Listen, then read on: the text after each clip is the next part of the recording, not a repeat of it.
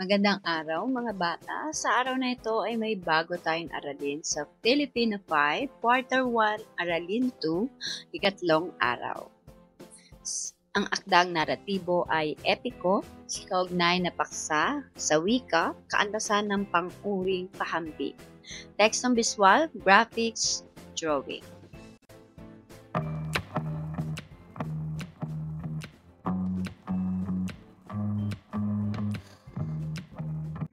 Pagmasdan ng mga bayaning nasa sampayan, kilalanin ang mga ito. Gabay na tanong, una, sino ang pinili mong bayani? Ikalawa, bakit siya ang pinili mong bayani? At ikatlo, ano-anong katangian ng bayani ang nais mo? Halina at sagutin.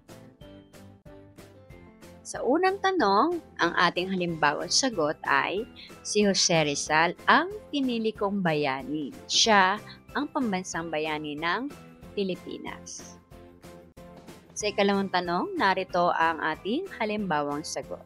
Napili ko si Jose Rizal sapagkat siya ay matalino, mahusay na manunulat at mahinahon. Hindi siya gumamit ng marahas na pamamaraan sa pakikipaglaban. Pangatlo, ang ating halimbawang sagot ay, ang katangian ng bayani na nais ko ay makadiyos, totoo, tapat, matapang, at mapagmahal sa bayan. Ilarawan ang tauhan na nakasaad batay sa mga pahayag nila. Isulat ang iyong sagot sa sagutang papel.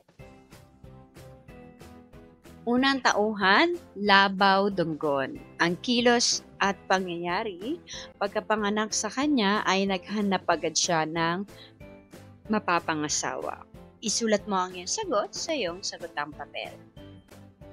Ikalawa, Saragnayan. Ang kilos sa pangyayari, ibinalinggo niya si Labaw Dunggon sa kulungan ng baboy sa silong ng bahay niya. Pangatlo, si Buyong Baranugan. Ang kilos o pangyayari, natuklasan niya ang lihim ng kapangyarihan ni Saragnayan kaya napatay niya ito. Ikaapat, Abyang Ginbitinan at Anggoy Doronan. Ang kilos sa pangyayari, pinawala ng magkapatid si Labaw Dunggon at pinaliguan. Halina at sagutin. Sa unang bilang, si Labaw Dunggon ay matapang, mapangahas at mapagmahal. Ikalawa naman, malupit at makapangyarihan. Ikatlo,